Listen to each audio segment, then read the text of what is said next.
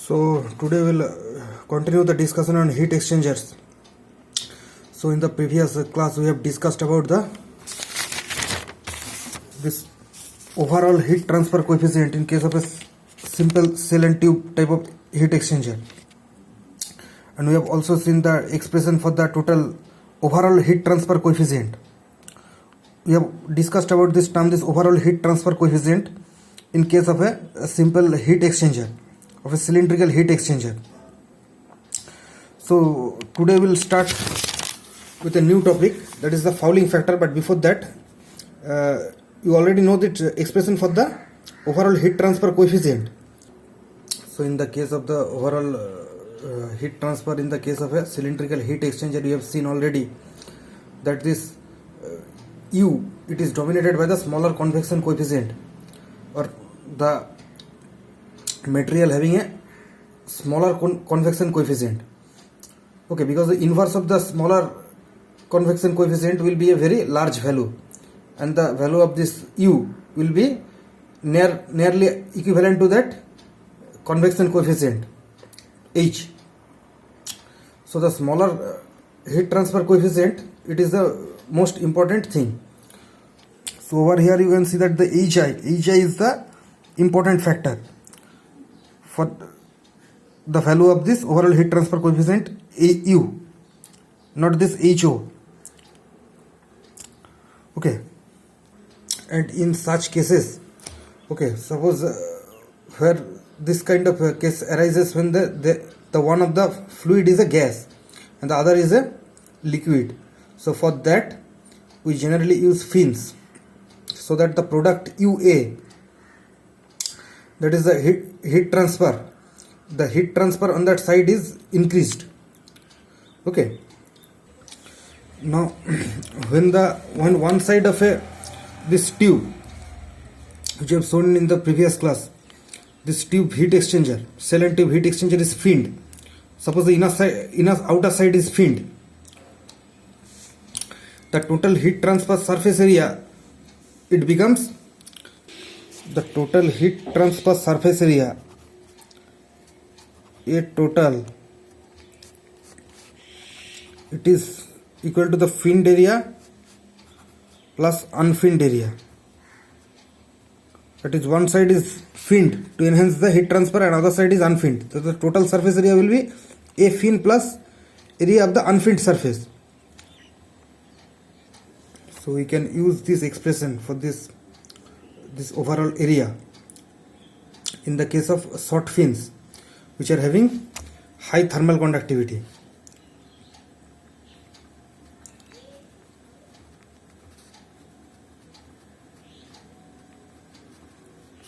Okay, in all other cases we'll use this formula, that is the total surface area will be A unfinned plus this will be the fin efficiency into A finned. So we have used a new term over here, that is the fin efficiency, that is shown over here. Okay, so this term, this eta fin, is used to take into account the temperature drop across the fin, because sometimes in most cases the temperature across the fins is not uniform. Okay, so in case of high thermal conductivity short fins, this eta fin, this temperature variation will be 0. There will be no temperature variation and fins are isothermal. So in that case we will use this eta fin is equal to 1. In this case, eta fin is equal to 1, fin efficiency is equal to 1. Okay, so this is for the basic cylindrical heat exchangers, cell or tube heat exchangers, which you have seen in the previous class, which you have started in the previous class. Now we come to today's topic, that is the fouling factor. It is a very important factor, this fouling factor which we use in the case of heat exchangers. Now this overall heat transfer coefficient, the fouling factor, the heat exchangers, you see the heat exchangers, the performance of these heat exchangers do not remain uniform with time, okay, and their performance deteriorates. The performance of the heat exchanger deteriorates with time due to the accumulation of deposits on the heat transfer surfaces. So due to the accumulation of performance deteriorates due to accumulation of deposits along the heat transfer surfaces, and these deposits, due to this layer of deposits, some additional resistance needs to be overcome.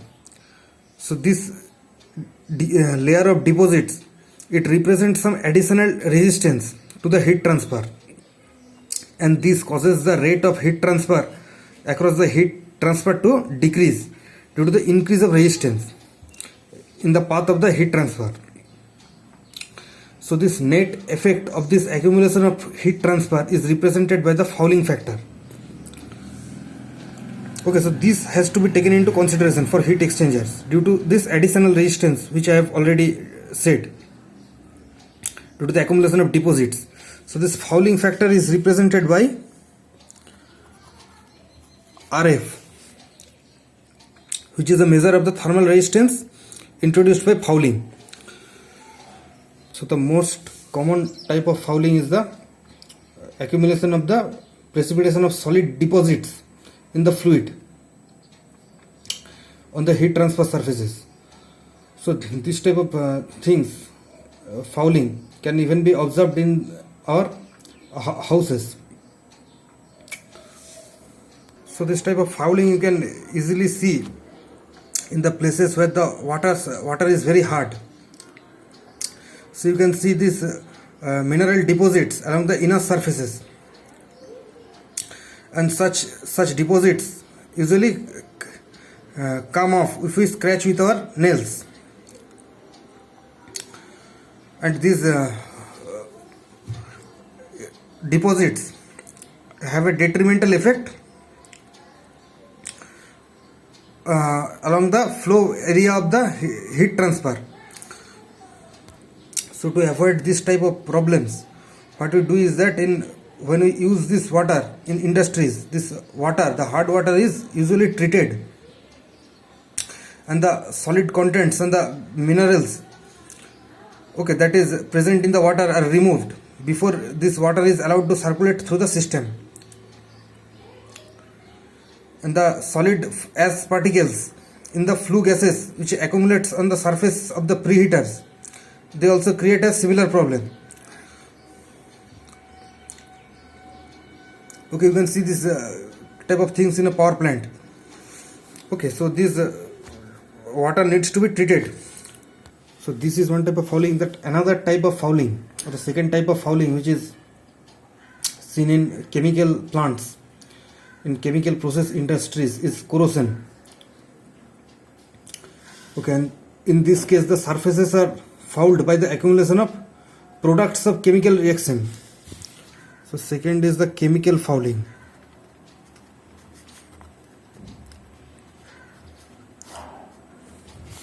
Okay, so the products of the chemical reaction on the surfaces. So this type of things can be avoided by coating the pipes with glass. Okay, and also by using plastic pipes. Okay, and also fouling can be caused by the growth of algae due to the presence of warm fluids.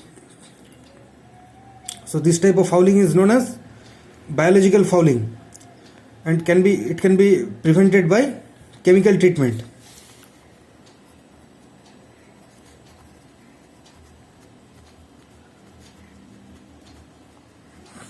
So you have seen several types of fouling. So the most important thing is that in the applications of heat exchangers, this fouling should be considered in the design and selection of heat exchangers. And in such applications, it may be necessary to select a larger and more expensive heat exchanger to ensure that it meets the design heat transfer requirements after fouling occurs.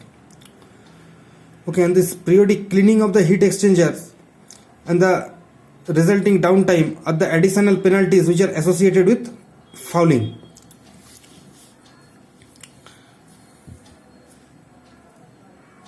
So due to this fouling, what happens is that the heat exchangers need to be cleaned, and for that time we cannot use the heat exchanger. It results in the downtime, and this fouling factor is 0 for the new heat exchangers that are newly procured, and this increases with time as the solid deposits build on the heat exchanger surfaces. Okay, and this fouling factor, it depends upon some factors like the operating temperature and the velocity of the fluids, as well as the time for which the heat exchanger is in service. Okay, this fouling, it increases with increasing temperature and decreasing velocity. Okay, it increases with increasing temperature and decreasing velocity. So the expression for the overall heat transfer which I have shown you in the previous class, that 1 by UAS, this U is the overall heat transfer coefficient. Okay, so the heat transfer,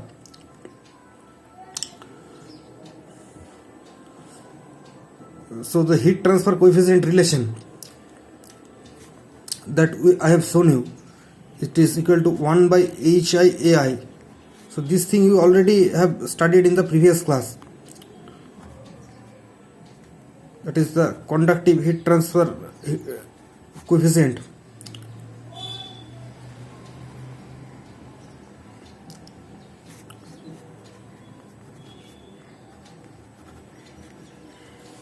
So this is the overall heat transfer coefficient relation for a heat exchanger that is unfouled heat exchanger, or for a heat exchanger that is newly bought or procured.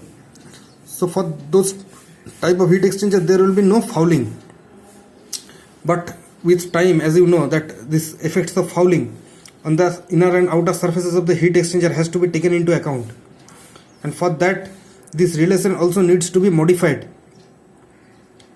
So the new relation will be, so the new relation, it becomes 1 by UAS, the overall thermal resistance. You can also write this as 1 by UI AI for the outer surface is equal to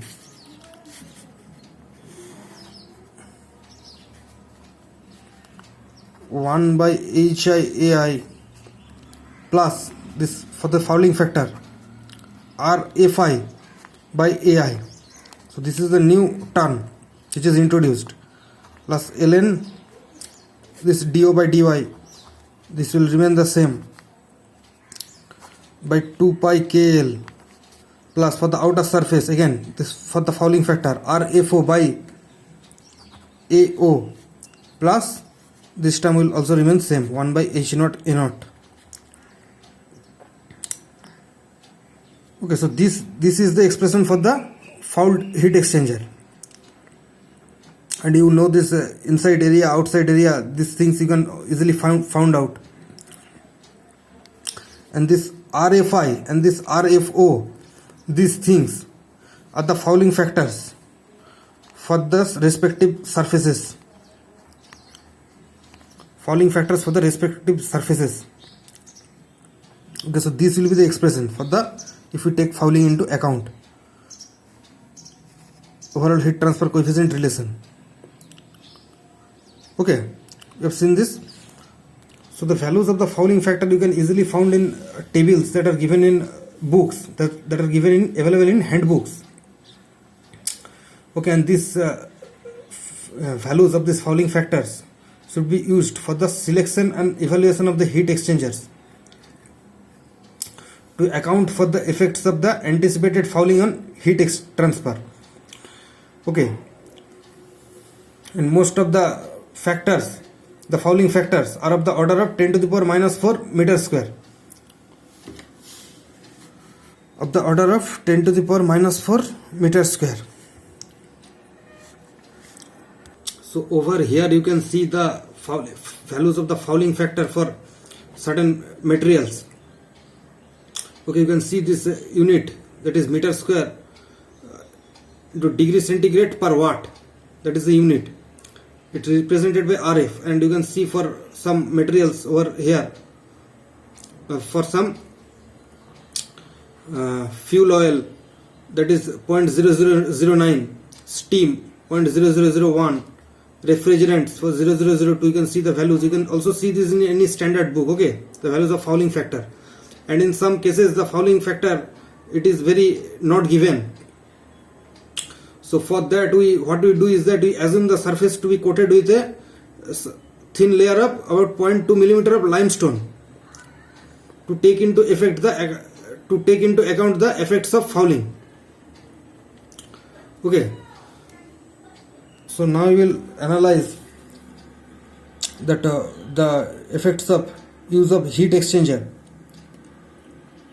Okay, how we will determine the temperature at a particular point by using a heat exchanger. Okay, we will study about this. We will use a heat exchanger to achieve a specified temperature change in a fluid stream of a known mass flow rate, or to achieve or to predict the outlet temperature of the hot and cold fluid streams in a specified heat exchanger. So we will use a heat exchanger for this type of analysis, for finding a outlet temperature or achieving a temperature change in a fluid stream of a known mass rate. So now these heat exchangers, they usually operate for long periods of time with no change in their operating conditions. So they can be modeled as a steady flow devices. They can be modeled as steady flow devices.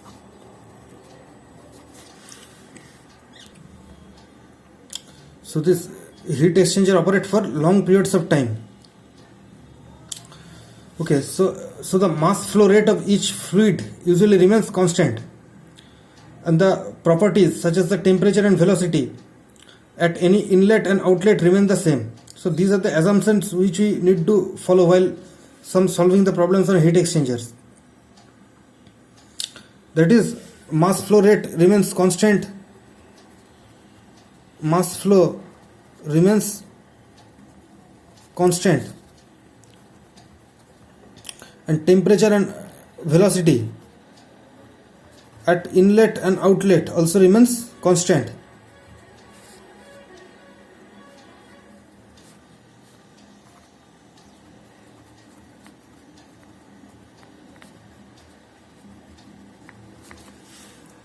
Also, the fluid streams, they experience little or no change in their velocities and elevations. Their height remains the same, and the kinetic and potential energy changes are also negligible. So these are the assumptions. Potential energy changes are negligible.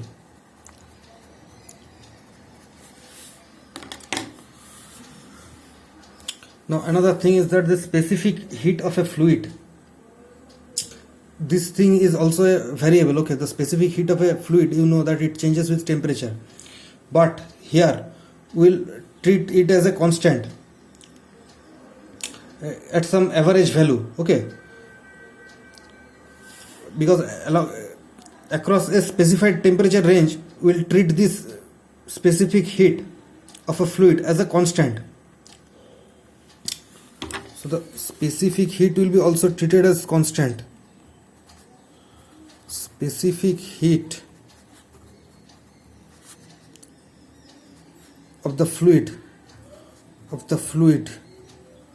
is constant.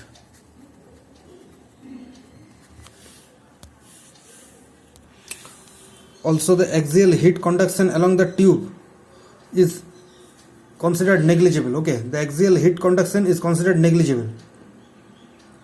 Finally, the outer surface of the heat exchanger is assumed to be perfectly insulated. The outer surface of the heat exchanger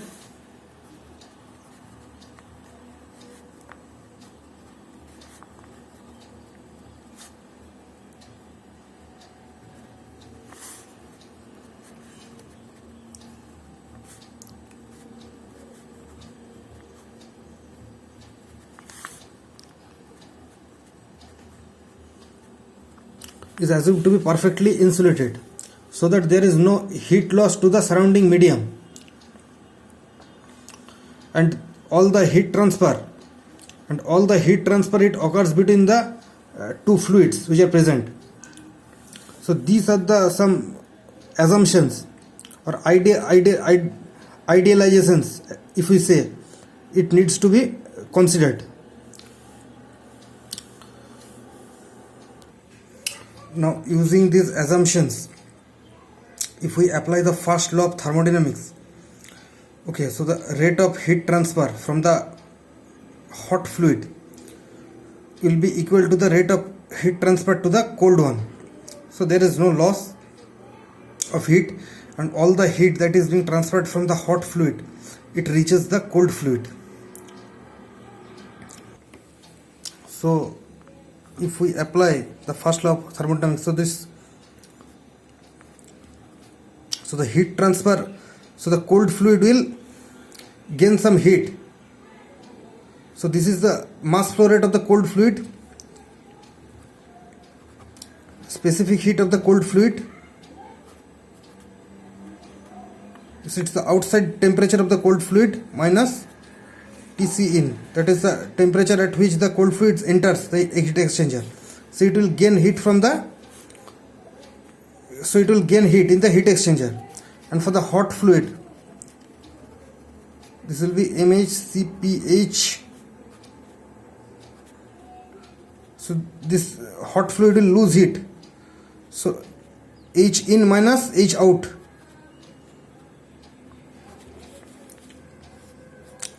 Okay, so these two we can equate. Now this heat transfer rate Q dash is a positive entity, and its direction is understood to be from the hot fluid to the cold one. Okay, because the hot fluid loses heat and the cold one, it receives the heat in accordance with the second law of thermodynamics. Okay, so you have understood till here. It is very easy. So we'll continue with our discussion in the next class. So we stop our discussion over here for today. So thank you.